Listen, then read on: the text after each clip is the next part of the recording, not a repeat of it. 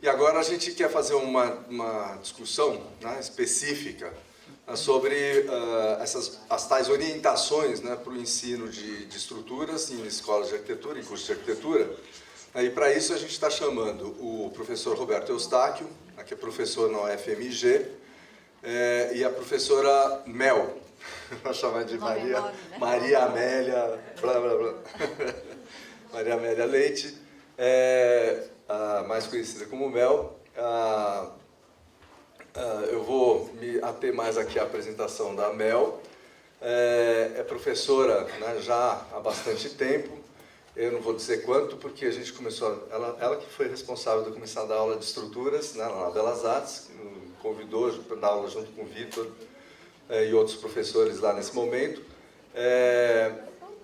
Isso em São Paulo, há bastante tempo atrás. Enfim. Aí, a partir daí, a professora Mel, ela trabalhou na PUC de Campinas, deu aula lá durante 28 anos e meio. Atualmente, ela dá apoio, né, para instalação, para formatação de um curso, né, de arquitetura, urbanismo e outros que tais no Instituto das Cidades, na Unifesp, em São Paulo. Eu vou pedir para vocês dois, por favor, assumirem aqui a mesa.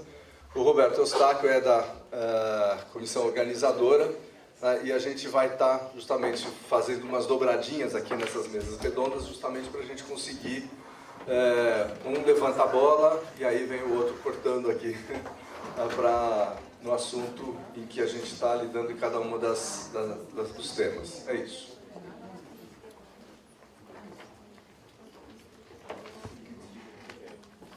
Boa tarde a todos. Boa tarde a todos. Eu gostaria mais uma vez de agradecer a presença de todo mundo, dar boas-vindas. E na verdade minha fala é muito rápida, são só 3 slides. E o que eu fiz foi fazer 3 diagramas a partir das palavras-chave de todos os trabalhos que foram enviados, dos títulos e das instituições de ensino cujos professores mandaram o trabalho. Então, é mais uma introdução, mas a fala principal é da professora Mel. E então, passa para mim, por favor.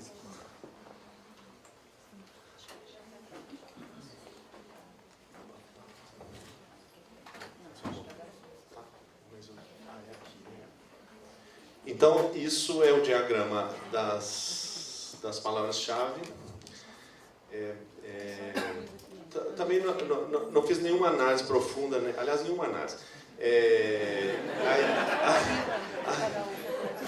A ideia é só de colocar isso. Se for o caso, a gente manda imprimir, inclusive, para deixar pendurado lá junto com os banners, que eu acho que é interessante. E aí, isso está nos títulos. Esse programa, na verdade, ele tira todas essas palavrinhas desnecessárias, tipo de, mas esse aí eu achei curioso ter a palavra canteiro com um certo destaque, né?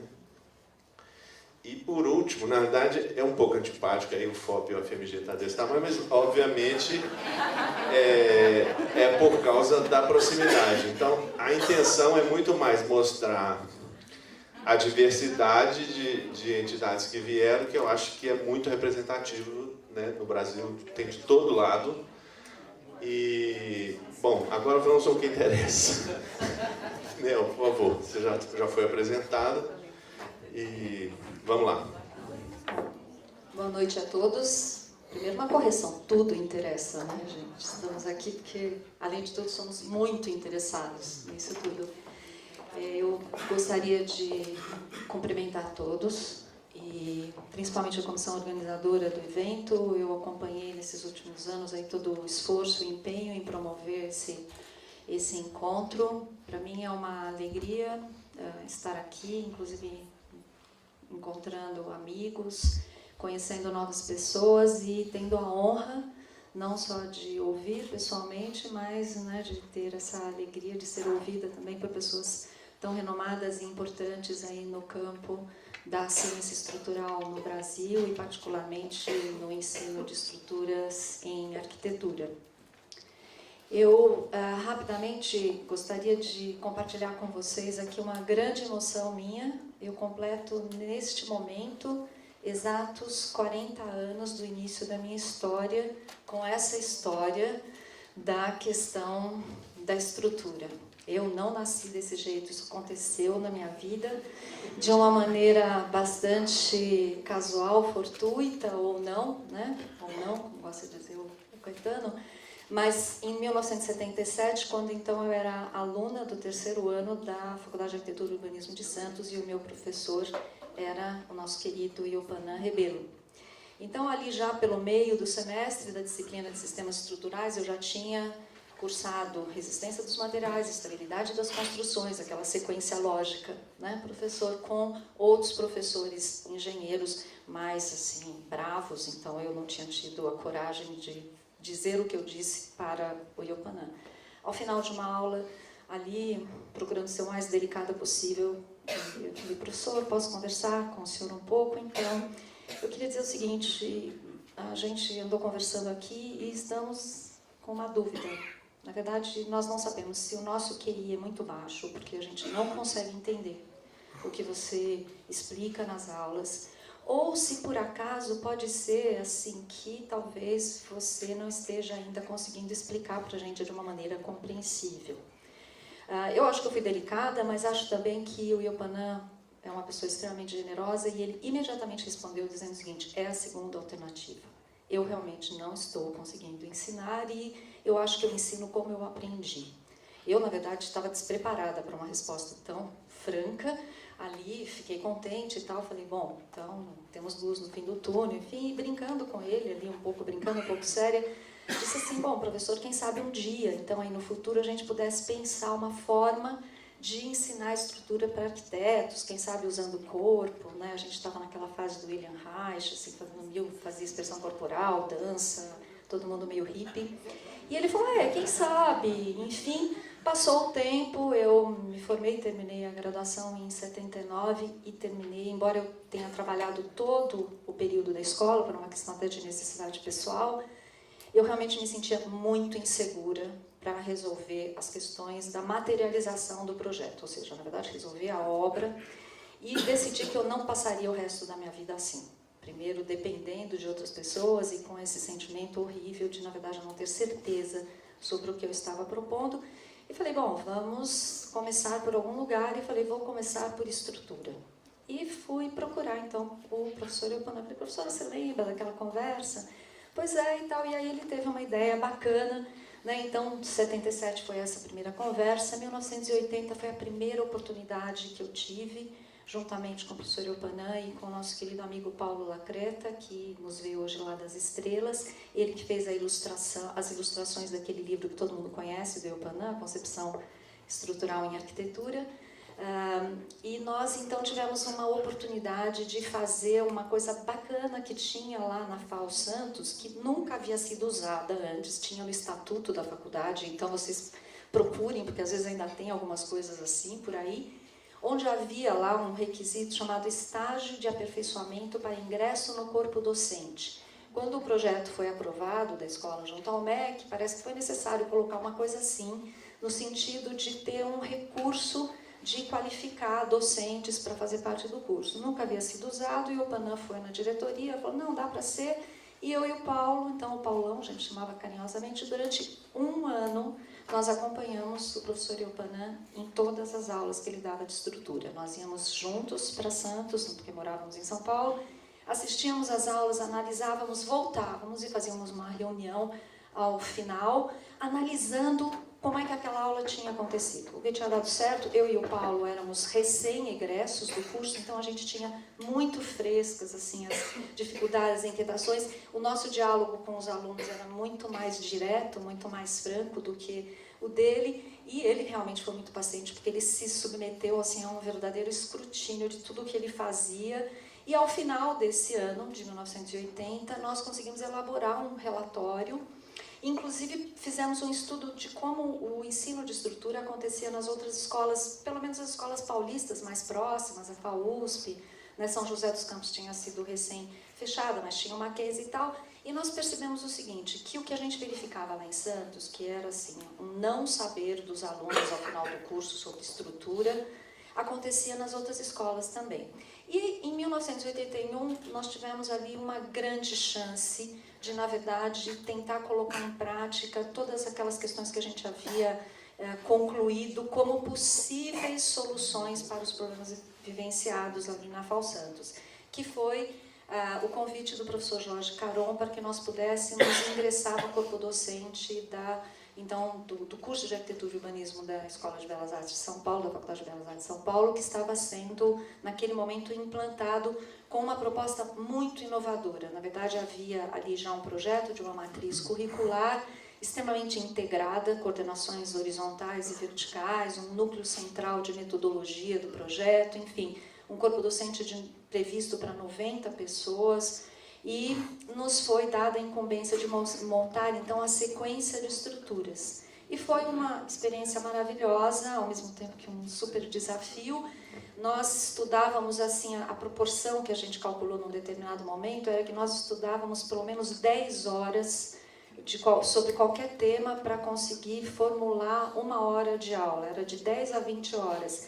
E o exercício era assim, como é que a gente explica isso de uma maneira compreensível? Foi aí que surgiram, então, todas as ideias relativas a utilizar modelos, a observar as estruturas da natureza, a traduzir de uma maneira compreensível. Essa nossa experiência foi encerrada drasticamente em 86, ali com uma crise com a mantenedora.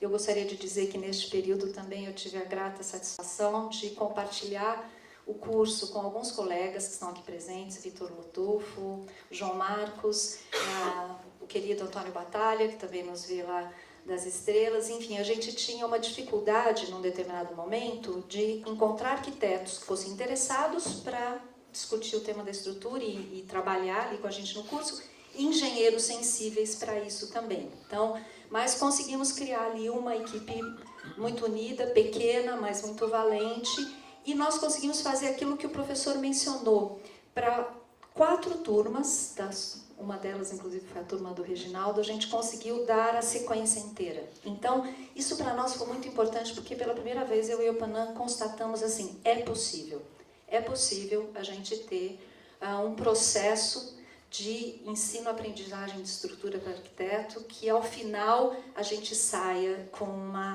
se sentindo seguro para arriscar, seguro para ousar, seguro para se aventurar, absolutamente achando que você saiu sabendo tudo sobre estrutura, mas sabendo que você tinha condições de ser realmente um excelente aprendiz para o resto da vida. Depois, de 90 a 98, eu tive a oportunidade de fazer uma reflexão mais profunda. Aí, nesse período, o Iopanã se dedicou ao mestrado na FAUSP, sobre ensino de estrutura em escola de arquitetura, e eu achei que, por ser arquiteta, eu percebi que as deficiências não eram só em relação à estrutura, era em relação ao controle do ambiente de arquitetura, era em relação a instalações, enfim. A gente tinha uma deficiência em relação à formação tecnológica como um todo.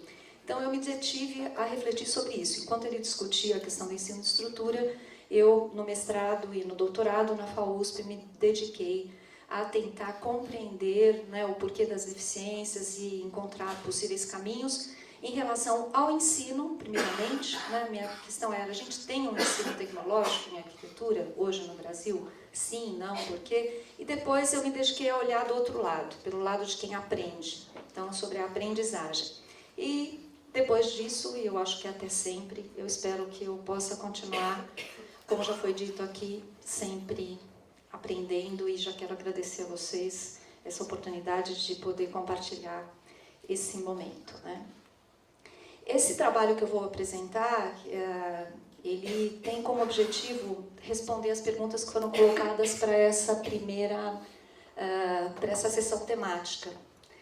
Quando a gente, lá no texto da sessão temática, Novas Orientações para o Ensino de Estruturas, há algumas perguntas. Então, a primeira pergunta é assim, qual o objetivo do ensino de estruturas para arquitetos? E aí eu vou dizer para vocês, eu me sinto assim, muito convicta de dizer, eu acho que se ensina estrutura na escola de arquitetura para que a gente possa formar um arquiteto que seja um construtor, que seja um inventor. se sinta em condições de construir e inventar. Eu penso que essa é a tarefa social da profissão. E o que me dá uma certa tranquilidade de fazer isso, de falar isso, é porque eu tive uma inquietação durante anos sobre o que é ser arquiteta.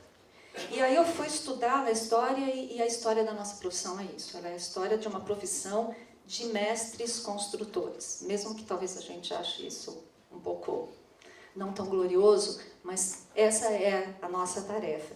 E penso que o arquiteto, quando a gente senta para projetar algo, a gente já pensa em descobrir, em inventar. Você não está com vontade de ficar copiando, reproduzindo, mesmo que a gente se baseie em outras ideias, é sempre aquele compromisso de inventar algo novo que traga uma solução ainda não experimentada. E por que eu digo isso? Achei importante trazer para a gente começar a nossa conversa, porque a tendência das escolas não é de formar o arquiteto construtor. A escola de arquitetura se preocupa com a elaboração do projeto arquitetônico. A escola de arquitetura não se preocupa com a elaboração da obra arquitetônica. Eu estou colocando isso, gente, para a gente pensar junto e conversar, tá? Mas apenas essa foi uma conclusão que eu tirei depois de todas essas reflexões e também o que a minha prática profissional como arquiteta me mostrou. Quem contrata um arquiteto tem a intenção de realizar uma obra. O projeto, no meu entendimento, é um trabalho muito bacana, valioso, precioso, mas eu entendo que ele é um meio, um caminho. E a outra pergunta é quais iniciativas didático-pedagógicas que a gente deveria, então, empreender? E eu gostaria de compartilhar com vocês a minha opinião. Eu penso que toda a didática e toda a pedagogia na escola de arquitetura deve ser voltada para que a gente, de fato, propicie o domínio tecnológico que é próprio do arquiteto. O arquiteto tem questões tecnológicas que são da sua atribuição, inclusive pelo que nos delega a lei. E resolver a sustentação da forma arquitetônica é um dos nossos compromissos, é uma das nossas tarefas. Quem concebe a arquitetura já está concebendo a forma e tem que conceber a forma, a maneira como essa forma vai ser sustentada. E a outra questão, que eu também considero importante na pedagogia desse ensino, é que a gente sempre trabalhe com o aluno o que é um problema global de arquitetura. Mesmo que no início esse problema seja um problema singelo, mas que a gente possa dar a esse problema todo o seu contorno. E por que que e a gente vai então evoluindo em complexidade. Por que que eu digo isso? Porque na escola o que a gente percebe é o inverso dessa questão. Primeiro, há uma tendência da gente não perturbar o aluno iniciante com questões menores sobre como é que você vai resolver a construção disso. Não, deixa o aluno sonhar, deixa... Gente, não é isso. A partir do momento zero de um aluno numa escola de arquitetura, ele deve entrar em contato com tudo que diz respeito à profissão. Esse vai ser o caminho, pelo menos na minha opinião, para que progressivamente ele adquira autonomia e o seu livre pensar em arquitetura. Né? Uma questão que eu também trouxe aqui para a gente discutir é como é que eu tenho visto o ensino de estruturas em arquitetura nas nossas escolas. Muito disso já foi dito aqui, a gente vê que tem um empenho, um esforço em tentar solucionar essas questões, mas acho que a mais clássica delas é essa ausência de articulação com o ensino de projeto. Isso vem já da própria formação das primeiras escolas autônomas, onde a gente teve aquele currículo híbrido, né, da Belas Artes, do Politécnico, enfim. Uma pouca integração entre as equipes de professores, às vezes entre os próprios professores de estrutura, quando não entre as equipes de professores de estrutura e as outras equipes. Uma muito pequena cultura de experimentação construtiva. Embora as diretrizes curriculares, desde a década de 90 do século passado, já coloquem como obrigatório isso, né? Que a gente tenha a experimentação, que haja os espaços especializados, quando a gente analisa os planos de ensino, você percebe que eles são planos de ensino extremamente teóricos, de um ensino intelectual e que remonta a 100 anos atrás. Nada contra, pelo contrário, porque eu acho que há conhecimentos que são perenes e eles precisam se manter. Mas a experimentação construtiva como recurso efetivo, praticado numa intensidade suficiente para que a gente, ao sair da escola, se sinta familiarizado com construir materialmente, ainda é muito pequena. A questão do tempo curricular. E aí eu realmente vou dizer para vocês, no mestrado, eu tive essa curiosidade de... Não havia muitos... até quando eu me candidatei ao mestrado na FAUSP para fazer esse estudo do ensino de tecnologia em arquitetura, eu tive uma dificuldade inicial de encontrar orientador. Ninguém queria orientar um trabalho sobre ensino de tecnologia. Para quê? Isso não era um tema nobre. E eu tive a sorte de ser acolhida pelo professor Siegberto Zanettini, pelo simples motivo, ele falou, olha, se eu não te orientar, ninguém te orientará. Então foi mais, eu não sei se foi um prazer ou uma compaixão a princípio, mas eu sou profundamente grata e eu respeito muito, eu considero o Zanettini como um dos grandes arquitetos, né, brasileiros, e de qualquer maneira, ele foi ali acolhendo as minhas limitações, compartilhando, ele inclusive foi um organizador de eventos como esses aqui, né? E eu tive uma curiosidade, falei, deixa eu ver como é que está a questão do tempo dedicado à formação tecnológica do arquiteto nos currículos. E eu confesso para vocês que eu levei um susto, eu não esperava encontrar isso. Nesse primeiro gráfico, então, o primeiro recorte que eu fiz foi aqui, né? Isso daqui é o gráfico da carga horária total dos cursos de arquitetura desde a formação das escolas autônomas na década de 40. Ali a gente teve a UFMG, foi um pouquinho antes, na década de 30, mas aqui eu considerei FAUSP, Mackenzie. Então vocês percebem que a carga horária total, ela praticamente ficou inalterada até esse período. Em compensação, olha o que aconteceu com a carga horária total de tecnologia. Quando a gente pega os currículos das escolas autônomas, as primeiras, que trouxeram o ensino de tecnologia das escolas politécnicas, a gente tinha quase 50% do tempo curricular dedicado à formação tecnológica. Porque, inclusive, o arquiteto ele era visto como um construtor de edificações. Essa era a conotação da profissão de arquiteto, né? E o engenheiro civil, mais relacionado às obras de arte, enfim, às infraestruturas, ou ao cálculo estrutural. Progressivamente, o tempo dedicado à tecnologia foi diminuindo e vocês percebem, eu fiz uma atualização disso agora para esse encontro, com base em um estudo que foi feito pelo professor Wilson Caracol e o professor Pedro Arantes para efeito dessa proposta do Instituto das Cidades, lá da Unifesp.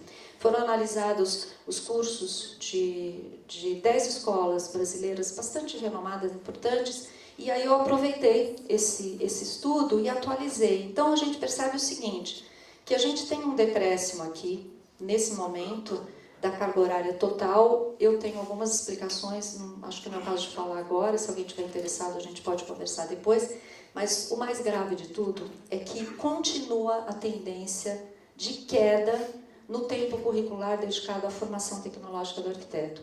E no que diz respeito à estrutura, a mesma coisa, quer dizer, hoje, né, na década de 90, no trabalho de mestrado do professor Yopanã, ele até faz uma sugestão ali de uma estrutura de curso, onde ele imagina até uma quantidade de carga horária adequada, enfim. Para vocês terem uma ideia, hoje os cursos eles estão nessa faixa aqui, de 3,5% a 5,5% da carga horária total dedicada à estrutura, com uma tendência muito grande para ter tempos menores ainda. Eu cheguei a ver tempos em torno de 2,5%, 3%. Então isso eu considero que é algo para o qual se deve olhar com muita atenção. Nem sempre a gente tem um processo de trabalho na escola que permita ter uma visão global, conjunta do curso, né? Às vezes, a forma de trabalho faz com que a gente fique muito só no nosso departamento, na nossa sequência. É importante olhar esse conjunto, né?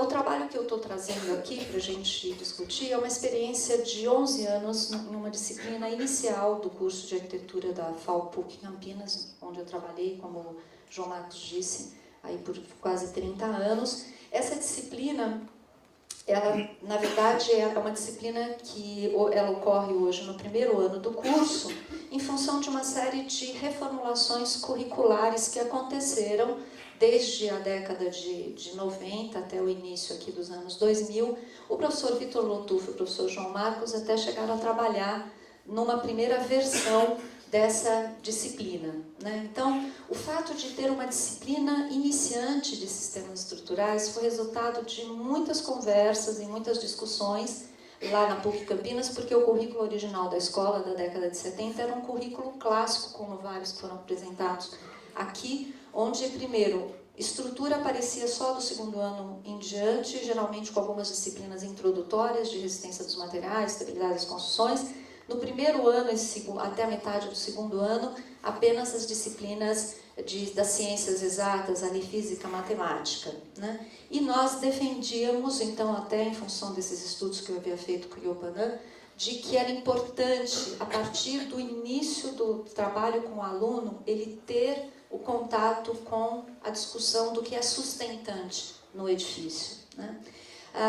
Foram feitas muitas reformulações curriculares na PUC Campinas, e eu até gostaria de compartilhar com vocês um outro cuidado aqui que eu acho que é fundamental. Às vezes a gente passa meses, anos discutindo algo que a gente acha que vai ser uma grande revolução, mas a tendência, né, anacrônica da escola, de se manter estável, de pisar sempre em solo firme, de arriscar muito pouco, embora às vezes a gente ache que está arriscando bastante, faz com que a gente mantenha ou retroceda, às vezes até sem perceber. Então, num período de 15 anos, onde a gente achou que tinha feito muitos avanços, na verdade, essa pesquisa feita pelos alunos do centro acadêmico mostrou que a gente, na verdade, continuava no mesmo ponto em alguns lugares. Primeiro, eu vou chamar a atenção aqui, né, nas falhas que os alunos viam. Uma interdisciplinaridade muito fraca, quer dizer, né, quase 40% achava que era o maior problema. Aqui, onde você acha necessário mais aprofundamento? É só a gente ver materiais e tecnologia, quer dizer, a área onde os alunos, apesar de o curso não valorizar, eu acho importante a gente olhar isso aqui contrapondo com o gráfico anterior. Ao mesmo tempo que, né, a escola desprestigia a formação tecnológica e estrutura vai nesse bolo, cada vez mais quem está ali fazendo, cursando, precisa e sente falta, né? Tem algumas aqui, isso eu acho bem importante, por exemplo, eu também gostaria de convidá-los a refletir sobre quanto que é importante a gente ter nas disciplinas de exercitação de projeto, mais especificamente, a contribuição dos conteúdos das outras áreas, porque a gente percebe o seguinte, metade do tempo do aluno, no mínimo, é dedicado à realização de tarefas, atividades relacionadas a essas disciplinas, que é o que a gente vê nesse gráfico aqui. E aqui, assim, o que você acha que ajudaria a resolver esses problemas? Também, aqui, 32% valorizando a questão do canteiro, né, dos espaços laboratoriais. E, por fim, uma coisa que não dá para a gente, né, não considerar. Os professores, em geral, têm didática e demonstram domínio dos conteúdos? 70% diz sim, dominam os conteúdos, mas não tem didática. Então, eu penso que essa é uma coisa importante também para a gente trabalhar aqui ao longo desse encontro, né? Às vezes até se abrindo para uma certa humildade, porque eu acho que, de fato, requer a gente olhar para as nossas práticas. Inclusive porque o ensino nas escolas ele está muito centrado no professor, né? Quando você olha o plano de ensino, eu fiquei até um pouco observando como os trabalhos anteriores foram apresentados. O plano de ensino, geralmente, ele tem ali uma ementa que é quase uma declaração de intenções e ponto. A disciplina faz isso, propicia aquilo e vai desembocar naquilo. Você combinou com os russos, né? Com os alunos, assim, tudo bem, eu acredito a princípio que a gente acredita, tem confiança, né? Mas falta, tem uma coisa que a gente vai discutir aqui, que falta é saber o seguinte, mas o que você realmente imagina que ele deva aprender ao final? Isso está claro, né, pra gente? E olha só, na PUC Campinas a gente tem uma situação no curso que talvez, eu não sei se acontece em outras escolas, mas isso é o seguinte, entram por ano 150 alunos no curso de arquitetura e como é uma turma muito grande, essa turma é dividida em duas, turma A e turma B. E se resolve a questão assim, ao invés de termos, tem então a turma A e a turma B e todo mundo vai trilhando o mesmo curso, não. O currículo é invertido, como se a ordem dos fatores não alterasse o produto. As disciplinas de exercitação de projeto acham que é tranquilo isso, que você pode fazer primeiro o projeto do centro cultural e depois o do mercadinho, ou então, sei lá, as outras. Nas disciplinas de tecnologia, isso é um pouco complicado. Não só de estrutura, mas a ordem dos fatores altera, sim, o produto. Então, olha o que foi proposto. Uma matriz para as disciplinas de estrutura, onde a gente tem alguns hiatos. Então, a turma A, no primeiro semestre, ela tem sistemas estruturais para arquitetura, que é essa disciplina que eu vou apresentar para vocês. Depois ela fica um ano sem ouvir falar de estrutura, a não ser que os professores das outras disciplinas o façam. Então, esses hiatos, quando a gente vai observando aqui, eles vão acontecer. Então, esse, na verdade, foi o cenário que a gente tinha quando assumimos essa disciplina em 2004. E aí foi formulada uma proposta, então, no sentido de tentar trabalhar com esse contexto. Então, a primeira coisa que a gente achou importante fazer é ter um plano de ensino. Você vai falar, isso não é novidade. Mas a novidade é um plano de ensino que, na verdade, se compromete com o quê? Então, a nossa ideia do plano de ensino, na verdade, foi que ele se comprometesse com algumas metas de aprendizagem.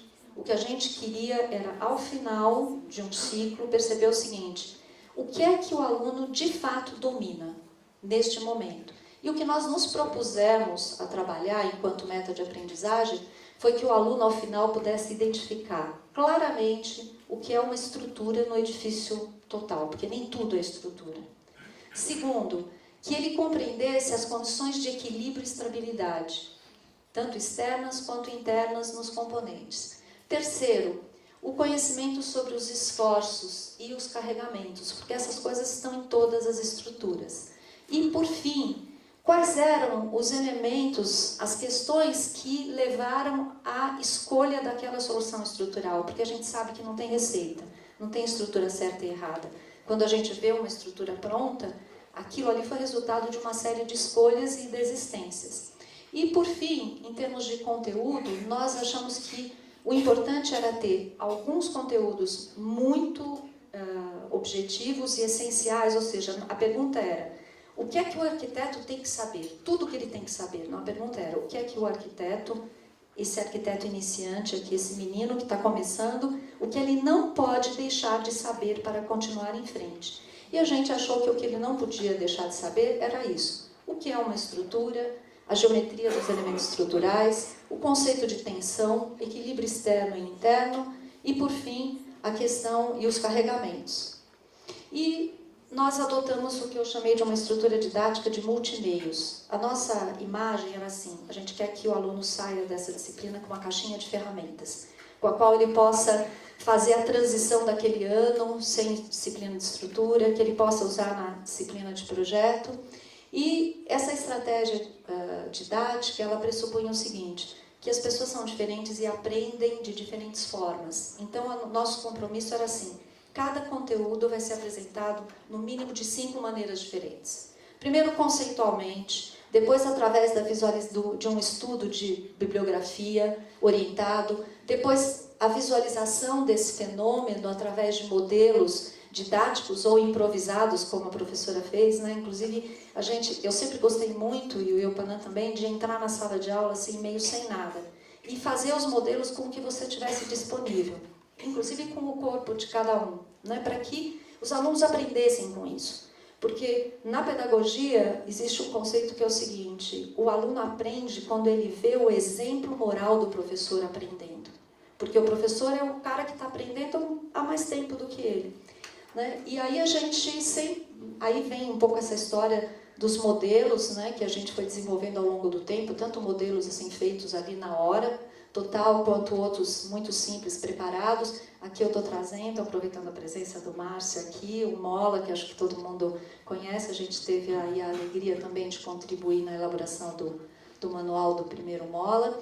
E também desenvolvendo junto ao aluno o conceito de que a gente pode pensar e experimentar a estrutura de todas as maneiras, com as coisas mais simples, né? Aqui, por exemplo, uma discussão de como é a questão estrutural da cúpula lá do Congresso, que pode ser explicada com uma laranja cortada em gomos. Então, a cúpula invertida e a cúpula direta, aqui aquela célebre frase da Lina, né? Levem para o Lelé que ele vai entender o que eu estou querendo, então pegou a folha no quintal, enfim, ou seja, entender que o modelo, como uma representação da realidade, uma simulação da realidade, ele pode ser qualquer, né? Então, e aí, dentro dessa estratégia multimeios, a gente implantou uma coisa que é o seguinte: antes de entrar na discussão conceitual dos fenômenos estruturais, de tensão, de carregamentos, a gente fazia um exercício em equipe de análise estrutural de edificações existentes. E esse trabalho era um trabalho em equipe, onde então nós definíamos obras ou autores, né, arquitetos, e aí os alunos escolhiam uma obra e a gente orientava, e as equipes fazem uma primeira análise dessa obra, fazendo aquilo que inclusive o Iopan gosta de chamar de modelo intelectual. Quando você analisa, né, uma própria visita na obra é uma forma de você estruturar o seu pensamento analítico, crítico sobre ela, inclusive visualizando aquilo que foi questionado aqui, mas como é que resolve o vínculo? Né? Assim, como é que isso daqui, o professor falou que isso daqui mexia, mas mexe como? Né? E aí depois uma apresentação dessa análise feita pelas equipes na sala de aula, inclusive para que a gente pudesse treinar competências que os arquitetos precisam ter. Um arquiteto precisa saber expor a sua ideia, tanto oralmente quanto graficamente, e expressar de uma maneira tridimensional. E algumas obras, às vezes, a gente mantinha por uma questão estratégica, como o MASP e o MAN, pelas suas características técnicas, enfim, mas nesses 11 anos, foram 22 repetições dessa disciplina, a gente investigou muitas obras e a gente sempre, em cada semestre, fazia questão de ter algumas obras que nós nunca havíamos examinado, para que a experiência de descobrir e de detectar e saber como e o porquê fosse nossa também. Né? Aí você fala, bom, mas e se você não soubesse alguma coisa? Você declara, fala, olha, eu tenho uma dúvida sobre isso, semana que vem a gente conversa. Né? Porque sempre a gente vai saber menos do que o que a gente não sabe. Então esse não é um medo que a gente precisa ter. Né? E nessa estratégia multimeios a gente fazia também exercícios, que eram exercícios tanto assim, do conceito, quanto também de verificação matemática. Eu gostaria de dizer para vocês que eu sou absolutamente favorável a que a gente tenha um trabalho constante e intensivo com a matemática e a física no curso de arquitetura. Eu acho lamentável que a gente tenha arriscado do nosso trabalho na escola, porque eu penso que a gente não tinha o direito de ter feito isso, porque a prática profissional do arquiteto é uma prática de matematização dos processos técnicos, do minuto que você senta na prancheta até o minuto que você sai. Você passa o tempo inteiro traduzindo o seu pensamento em quantidades, em dimensões, né, em proporções. Então, eu até nem entendo. Eu vou dizer para vocês, eu estou na expectativa de que alguém me explique por que é que a gente concordou tão tacitamente. Eu manifesto isso claramente nas coisas que eu já escrevi, na dissertação e na tese, enfim. E por fim, nessa estratégia, já acabando, uma coisa que a gente acha muito importante, que a avaliação seja trabalhada no curso como mais um dos momentos de aprendizagem. Né? Eu continuo aprendendo, a avaliação ela é só um corte no tempo, num determinado momento em que eu andei um percurso, elaborei alguns conhecimentos e eu preciso saber aonde eu cheguei. Aonde eu cheguei, por quê? Porque a gente tinha aquelas metas de aprendizagem lá. Né? Então, você já está entendendo claramente o que são os esforços? Você consegue identificar o que é uma matéria que está sofrendo tração, ou que está sofrendo compressão, enfim. E, para finalizar essa nossa última tela, as considerações que a gente deixaria aqui para alimentar um pouco a nossa discussão é, primeiro, uma confirmação de que aquelas metas de aprendizagem para um aluno iniciante, elas são eficazes. Elas permitem, assim, elas são uma certa salvaguarda, um colete salva-vidas, para o aluno poder flutuar um pouco nessa água instável que é o curso, que varia, às vezes, contra a nossa vontade, passando de disciplinas que têm melhor desempenho para outras que não têm tão bom desempenho. Ou seja, a ideia da caixinha de ferramentas é o seguinte: seja para onde for, eu vou com a minha caixinha de ferramentas e eu consigo ter uma autonomia de pensamento para perguntar. Porque a primeira questão é perguntar. O aluno que não pergunta, que não se sente com confiança para ter a dúvida, é aquele aluno que vai, viu, Malu, querer saber onde que ele põe o pilar. Né? Então, eu acho que não adianta a gente ter uma expectativa em relação ao aluno se você não constrói esse processo de pensamento crítico autônomo. A outra questão, que eu penso que é uma contribuição desses 11 anos, é que a experimentação construtiva com modelos, sejam didáticos, elaborados ali na hora, ou elaborados pelos próprios alunos, enfim, indiscutivelmente é um recurso didático que traz uma grande evolução na aprendizagem, porque ele cria o espaço da curiosidade. O fazer, ele permite aquilo que alguns pedagogos dizem que a escola tem que ser o laboratório do erro. E você só erra se você está fazendo. E enfrentando a materialidade, você se expõe muito mais do que só no pensamento. Né? Então o aluno fica curioso, ele fica interessado, ele fica motivado para aquilo que a gente acha que um arquiteto tem que ser. Um cara que é um inventor e um construtor. A equipe mista de professores. Eu e o Panã, eu acho que até suspeito eu falar isso, porque historicamente a minha vida, em termos de ensino-aprendizagem, estrutura, é construída com essa grande pessoa que a gente vai ter a alegria de ouvir, né, também na sexta-feira. Eu não tenho a menor dúvida de que é muito boa a convivência nas equipes de projeto entre arquitetos, engenheiros civis, engenheiros das outras especialidades também.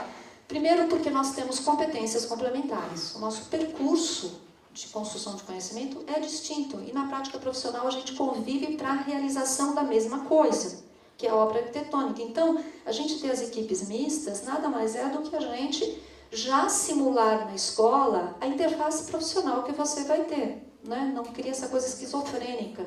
A escola que cria a esquizofrenia desse processo.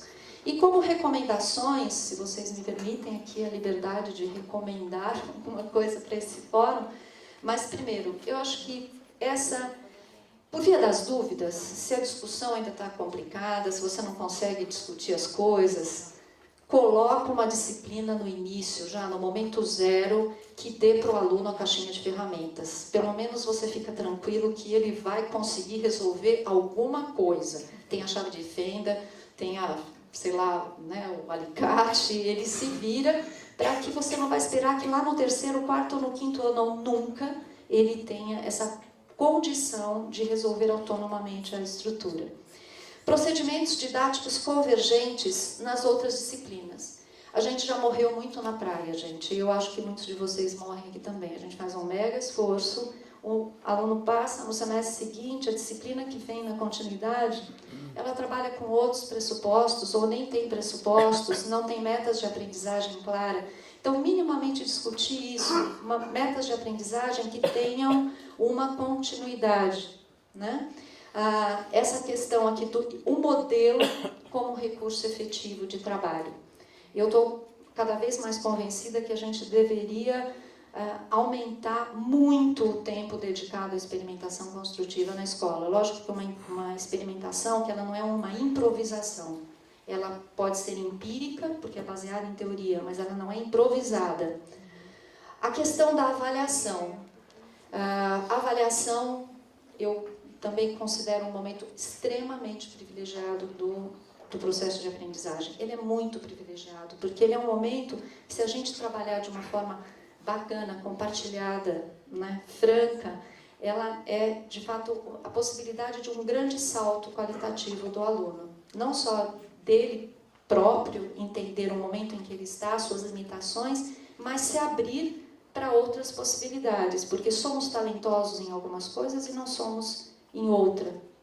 E, por fim, eu considero o seguinte, eu acho que é fundamental, 40 anos, gente, e eu li, né, agradeço aqui, recebi o convite para fazer parte da comissão científica, eu li vários trabalhos, e é incrível, é muito aquela música, como os nossos pais, a gente continua repetindo muitos padrões. Né? E eu acho que a gente repete padrões porque, de certa maneira, aquela fala que o Iopanã fez para mim em 77, eu acho que ela ainda ressoa. Eu acho que eu não ensino legal, porque eu também não aprendi legal. Eu, às vezes, não sei. Ser arquiteto não significa que você é um bom professor. Você pode ser um bom profissional de arquitetura, mas não necessariamente você é um bom estimulador da aprendizagem de alguém.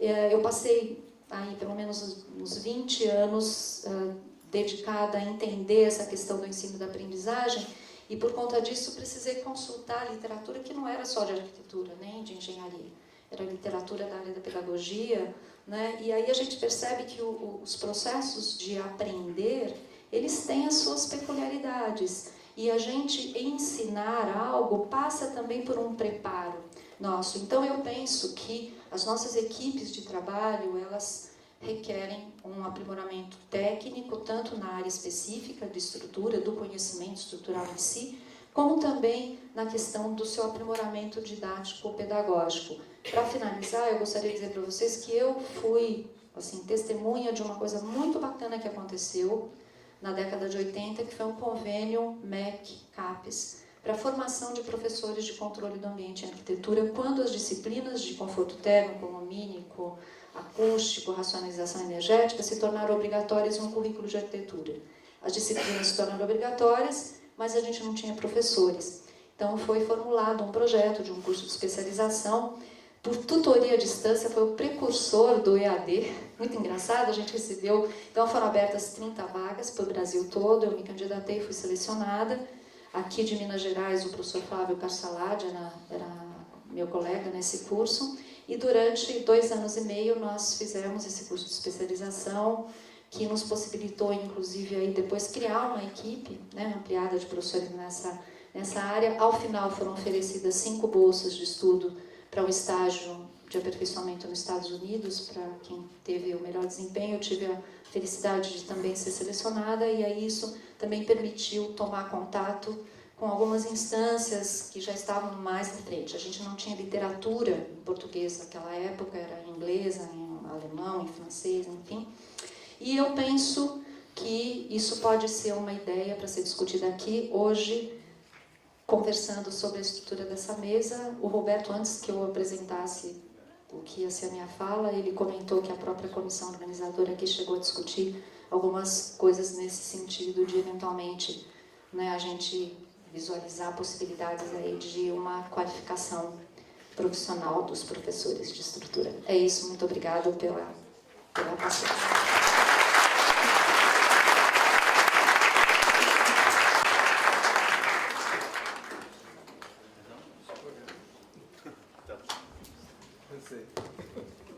Questões, gente? Qual é a carga horária? Essa disciplina, 60 horas por semestre, tá? 60 horas semestrais, 60 horas aula, né? Não necessariamente 60 horas, mas 60 horas aula.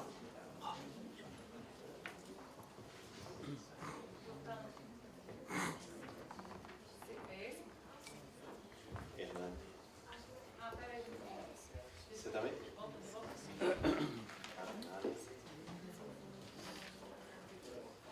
Sim, já está.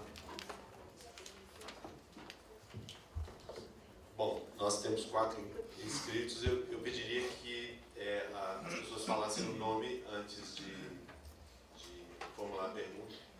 Então, eu não sei se é o nome. Você foi o primeiro a ser inscrito. Então volta.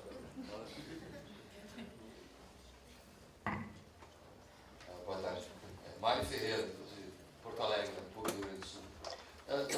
Antes de eu fazer um comentário, um debate, eu só gostaria de saber qual é o universo da pesquisa da professora. Foi regional, São Paulo, a amostra se estendeu até... Mário, aí na verdade aqui tem vários estudos que eu juntei, tá? Essa disciplina ela foi trabalhada no curso de arquitetura da PUC Campinas. Não, eu me refiro aos dados. A carga horária, tá. Carga horária até 98, aquele gráfico ele tomou como exemplo as escolas paulistas, que era o maior universo que você tinha, digamos assim, quando você pegava entre todas as escolas, era um estado que aglomerava o maior número, e também o fato de que as escolas pioneiras paulistas foram definidoras das composições curriculares das outras escolas. Te lembra do número mais ou menos? Do que das escolas? Escolas, né? Os currículos. Não tenho agora Na época, não sei te dizer, precisaria depois, mas eu posso te devolver esse só para a gente ter uma base pelo seguinte. Não, em torno do percentual era quase 50% do número de escolas que a gente tinha no Brasil estavam no estado de São Paulo. Naquele, acho que era 48%. São Paulo tem aproximadamente 140 cursos de arquitetura. Mas isso naquele momento. Sim, tá? que tivesse 100. A amostra seria uns 50. Era em torno de 48%, agora eu acho que é isso. Não, é que fica meio, às vezes, para quem ouve, a questão do rigor científico eu acho que é importantíssimo. Eu acho que para nós arquitetos é que às vezes falta um pouco. Pelo seguinte, que essa é uma situação que foi colocada com relação a São Paulo. Até porque, assim, alguns de nós aqui fazem avaliações de cursos e dá para perceber, assim, que, por exemplo, na região, esse país é um continente. Né? Sim. Então, na região sul, por exemplo, a realidade, não tem procuração de nenhuma universidade aqui além da PUC para falar. Mas, por exemplo, a Unicinos, a Universidade de Caxias do Sul, a própria PUC, a Universidade Federal, a UFSC, algumas do oeste do Paraná, essa área de tecnologia e carga horária, por exemplo, em termos de estruturas, elas são significativas. E, claro, para a gente discutir aqui, a gente tem que ter uma base de conhecimento com relação ao Brasil todo. Certo, deixa eu só esclarecer nisso, que realmente até pela pressa eu não disse. Nessa continuidade que eu fiz agora, trazendo os dados de 2017, eu me baseei nessas 10 escolas que foram analisadas pelo Pedro e pelo Caracol, que pegam escolas do Brasil inteiro. Tá? Então, esse último segmento ali, o primeiro foi dentro do universo das escolas paulistas, até 98, da década de 40 a 98. E depois, esse último trecho aí, pegando esse estudo de 10 escolas, que eu achei que era um universo que, por ele ser tão variado, ele daria uma confiabilidade. Pelo que eu conheço de São Paulo, já fiz avaliação, acho que uns 7, 8 cursos mais ou menos, dá para perceber que a realidade de algumas situações, ela, ao mesmo tempo, não representa a região e, ao mesmo tempo, não representa o que acontece nas outras regiões. Por exemplo, os cursos de arquitetura no Rio Grande do Sul, historicamente, originalmente, elas são egressos dos cursos de engenharia. Então, eu até me dei o trabalho de acessar a página da PUC, porque eu não me lembrava do nosso currículo atual. Então, começa lá em tecnologia dos materiais, tecnologia dos sistemas construtivos, um pré-requisito para sistemas estruturais 1, 2, 3. E as outras universidades, os outros cursos de arquitetura de universidades, são de ponta. Elas também adotam esse tipo de... Agora, eu acho assim que a nossa discussão pode passar assim por em que medida é interessante que se tenha um ensino de estrutura nos cursos de arquitetura. Mas eu acho que fica muito difícil a gente estabelecer uma quantidade, tá? Porque ela, dependendo da região, ela tem seu significado ou não. Depende do cenário da própria região. O nosso lá é muito forte, a parte de tecnologia, ela é muito forte. Eu com categoria.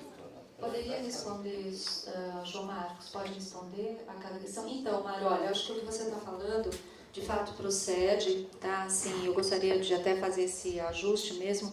Esse gráfico, eu achei importante trazer, porque a primeira parte dele, realmente, ela se baseia numa amostragem bastante grande que eu fiz durante o mestrado, e agora esse estudo com essas 10 escolas é muito recente e ele é bem diverso, então eu acho que como uma referência geral, as escolas, eu montei a área internacional da PUC Campinas e coordenei 10 anos essa área. Nesse período eu convivi com as escolas, as universidades do Brasil todo. E realmente o Rio Grande do Sul, ali inclusive as escolas comunitárias, têm uma outra performance, um outro enraizamento, um outro compromisso social. É muito diferente a inserção dessas universidades e algumas até com um perfil de formação muito claro, como é o caso que foi discutido aqui da Federal Tecnológica do Paraná, que já tem uma gênese voltada a isso. A minha intenção aqui é colocar um panorama que ele é mais geral, e eu acho que até as questões que eu estou colocando, elas compareceram em muitas das falas, né? E até para a gente também discutir. Eu penso que o que está colocado aqui é um cenário para a gente entender uma coisa mais geral do ensino de tecnologia e de estrutura nas escolas de arquitetura. Mas questões mais específicas, elas merecem um olhar mesmo muito claro, até sobre as intenções da escola. Tunico? Fala aqui. Deixa eu só colocar uma coisinha aqui. Talvez uma pergunta um pouco chatinha, assim, porque ela é meio operacional. Então, Rosa, você achar que tem lugar para um outro momento, né, no evento, ou se for o caso, isso virar uma conversa de corredor, mas que é uma questão, essa história da busca do ensino de estruturas, para a gente driblar essa esquizofrenia antiga do ensino do arquiteto, do ensino do engenheiro, a gente vislumbra ali algumas alternativas. Uma é buscar um perfil híbrido do professor, né, igual lá na FAU lá do Rio, assim, o cara é da engenharia, mas ele está engajado naquela filosofia. Ou no caso da PUC Minas, que a gente faz um trabalho de ateliê, que também requer um perfil híbrido. Uma outra situação que você coloca é a história de ter o ateliê misto, com vários professores. Equipe mista. Essa história da equipe mista é que eu tinha uma certa curiosidade, porque eu passei por isso, por exemplo, antes de ir para a PUC Minas, eu passei por isso no Isabela. E a gente enfrentava lá uma série de problemas operacionais disso. Como é que você bota um engenheiro ou um cara da elétrica, desde o início do curso, você divide a carga horária do cara, como é que foi? Então tem um lado operacional para se lidar com a equipe mista, que é um troço que às vezes é comum a gente esbarrar isso na dinâmica de operacionalizar isso, sabe? Então eu só tenho uma curiosidade de ver como é que isso funciona nas outras escolas. Bom, eu acho pertinente a questão. Desculpa seu nome, eu não memorizei. Eu não falei, Antônio Grilo. Antônio. Então, olha, eu vou dizer para você como é que eu vejo isso. Quando eu falei que a equipe mista de professores, para nós, né, na minha experiência pessoal, pelo menos, ela se mostrou como algo muito benéfico, porque a gente permite que haja uma complementariedade de competências e isso simula a vida profissional. Eu acho que a escola, ela facilita, porque ela já ensaia o que vai acontecer. Eu vejo que a forma de você compor equipes mistas, né, se assim a escola entender que deve ser feito, né, porque isso de certa maneira corresponde à prática profissional, a seleção, a forma de compor essas equipes, no meu entendimento, ela deve passar por isso, por um esclarecimento muito grande sobre quais são as metas de aprendizagem que você tem colocadas ali para o aluno. Quer dizer, o professor, eu entendo assim, eu seria hipócrita de dizer que eu não acredito que um engenheiro civil, que depois se especializa, né, na ciência das estruturas, não seja um bom professor para um curso de arquitetura, tendo eu trabalhado a vida inteira com Iopanã, entendeu? Quer dizer, eu acho que aí é muito mais qual é o protocolo de trabalho da escola, o que é que você pretende, o que é que o teu currículo, que no meu entendimento não é grade de disciplina, acho que até o Roberto tem uns textos muito bacanas sobre isso, né? Mas currículo para mim é a experiência integral que o aluno vive no período de formação, incluindo até o próprio tempo livre que ele tem para poder refletir, porque a maioria das nossas escolas às vezes tem uma carga horária tão absurda e tantas tarefas que o aluno não consegue nem refletir e elaborar sobre o que ele incorporou de conhecimento em aula. Então eu não vejo assim como problema a questão de você ter uma equipe de professores que seja composta por arquitetos e engenheiros. Eu penso sim que os planos de ensino têm que ter mais claros o que são os objetivos de aprendizagem, que me parece isso, Antônio, que a gente não encontra nos planos de ensino. Não, mas eu acho que, deixa eu só completar aqui. Eu acho que não ficou claro, assim. Eu também acho bacana a história da equipe mista, é muito legal. Mas como... Eu também acho muito bacana a história da equipe mista, mas eu quero saber como que isso funciona assim, na prática, em termos de... Os 3 professores de projeto e engenharia, eles começam no primeiro dia de aula e terminam no último, entendeu? Como é que funciona essa questão da carga horária, da distribuição da carga horária e da participação dos professores de diferentes áreas ao longo do período do curso, entendeu? Só uma questão, é o seguinte, a gente ainda tem o professor Hernani inscrito, a professora Anália e essa moça de cinza que eu não sei o nome. Então vamos ouvir, de repente até dá para responder na sequência. Acho que eu falei só para a gente tentar dimensionar o tempo, porque eu não sei quanto tempo que a gente tem aí. Já acabou? É o tempo que a gente não tem. É um tempo Qual que é o tempo que a gente não tem? Professor Hernani, então, faz uma pergunta bem rápida. Boa noite, pessoal, novamente. Meu nome é Hernani, sou professor do curso de arquitetura da UFOP. Minha área é estruturas metálicas.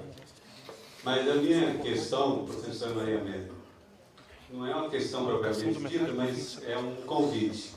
Mas eu gostaria de dizer que foi brilhante a explanação da senhora e a questão do ensino, só mostrou que esse tempo de experiência que a senhora teve aí com a arquitetura é o que acontece com a maioria dos arquitetos que vai para o mercado de trabalho. E o Paulo Freire, ele falava, dentro da metodologia de ensino, ele falava que não adianta você só saber, você tem que saber fazer, saber e saber fazer. E essa foi a experiência, a mensagem final que eu entendi da apresentação da senhora aqui hoje. Achei muito legal, brilhante a apresentação.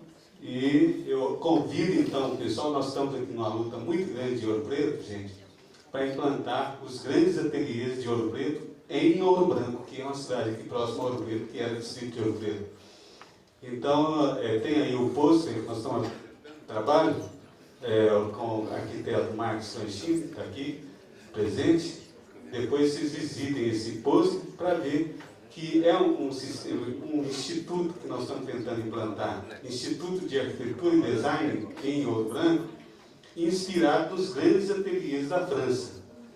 É essa a solução, a saída para o ensino das estruturas em qualquer área, qualquer material que exista dentro da estrutura, bambu, madeira, aço, o que for, mas em escala real. Nosso tempo está exílio, eu peço para o senhor... Fique escondido, fechei. Boa noite, obrigado, gente. Senhora Nara. Vamos deixar para uma resposta geral. Aqui, por favor.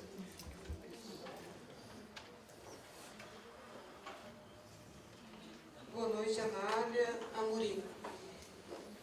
Eu não queria deixar passar, a constatação que você faz da necessidade de formação de professores de estrutura. Porque ninguém ensina o que não sabe, é muito difícil. A gente está vendo várias experiências, as experiências estão, às vezes, até se enveredando de novo para o rumo dos materiais e não mais dos fenômenos. E agora que o arquiteto está tão apartado, mais uma vez, do canteiro, eu acho que está na hora, sim, de se propor uma formação, uma especialização de professor em estrutura aberta para arquiteto, para professor de projeto, professor de estrutura, professor de conforto, fazer esse esforço. Seria muito bom que fosse parte desse terceiro encontro nacional uma iniciativa dessa idade. Eu não queria deixar passar essa sua constatação. Tá. Perdão, não sei seu nome. Fala de novo. Maiari, me formei na UFSC. E concordo com o que o professor falou que tem bastante disciplinas técnicas na UFSC, mas eu chutaria dizer que 90% é um ensino completamente alienado de estruturas, né? Completamente apartado do canteiro. Eu, durante a minha graduação, se não fosse pelas atividades extracurriculares, não tinha encostado no tijolo, não ia saber o cheiro do cimento. Então, mesmo tendo algumas escolas tendo uma carga horária grande, também não significa que elas estão sendo bem ministradas no sentido de realmente aprendizagem, né? E aí eu tenho duas dúvidas, assim. A gente tem em outras áreas uma distinção durante a graduação entre bacharelado e licenciatura. E a arquitetura é uma coisa que a gente nem comenta sobre isso, assim. E eu acho que, muito por causa disso, a gente vê que conversar sobre didática no campo do ensino de arquitetura é quase que um tabu, né? Porque você deveria saber ser arquiteto, no momento que você escolhe ser arquiteto, parece que você devia saber ser arquiteto. Daí você se propõe a dar aula, você já sabe o que é ser arquiteto, então isso já está feito, né?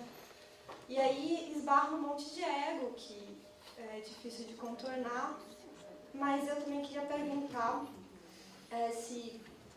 quais seriam as propostas, né, mais a longo prazo, mas também colocar que eu acredito que parte dessa falta de didática no ensino da arquitetura vem de uma falta de didática no ensino como um todo, né? A gente aprende no nosso período escolar a ter uma figura que é a figura do poder dentro da sala de aula, dono da verdade. A gente não aprende a discutir, a construir o saber, né, em conjunto.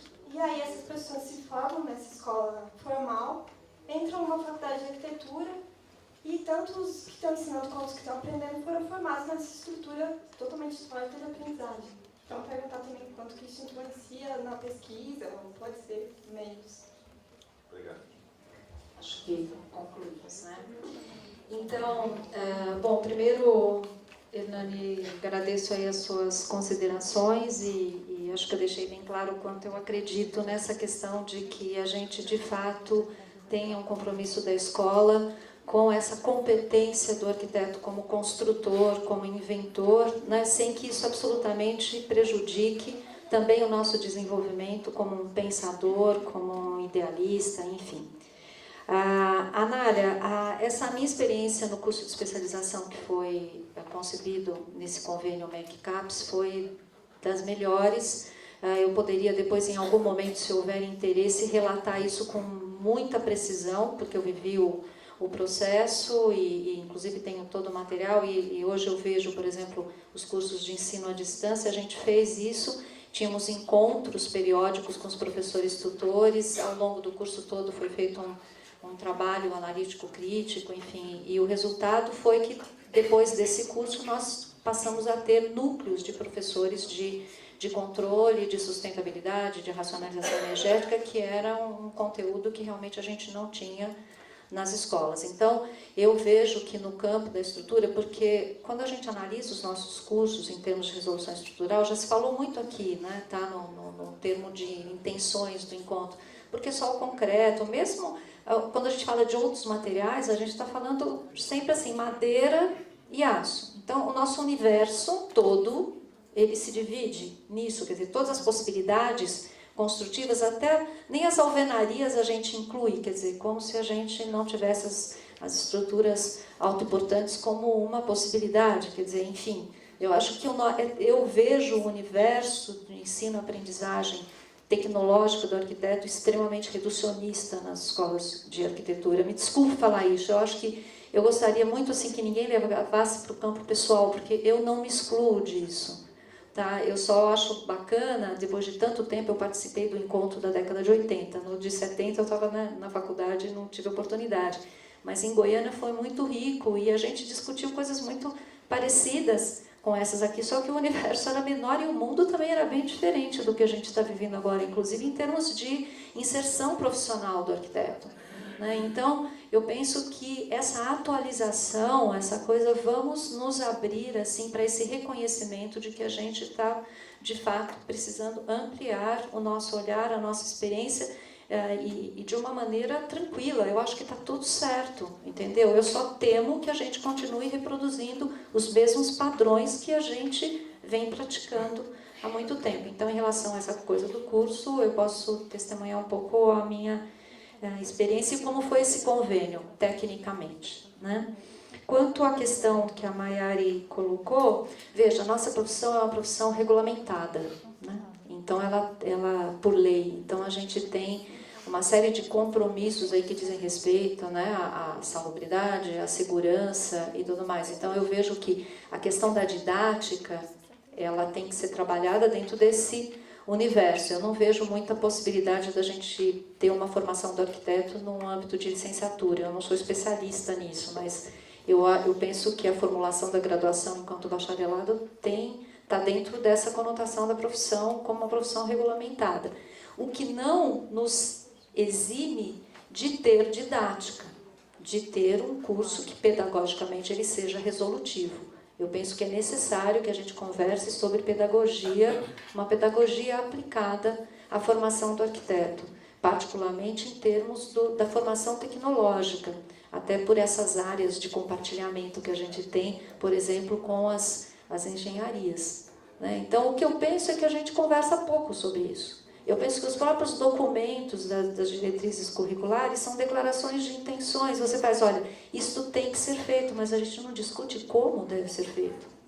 Né? Aliás, é um pouco do ensino de tecnologia. Você fala, não, isso vai ser assim, eu desenho será assim, mas como você fará para que seja assim?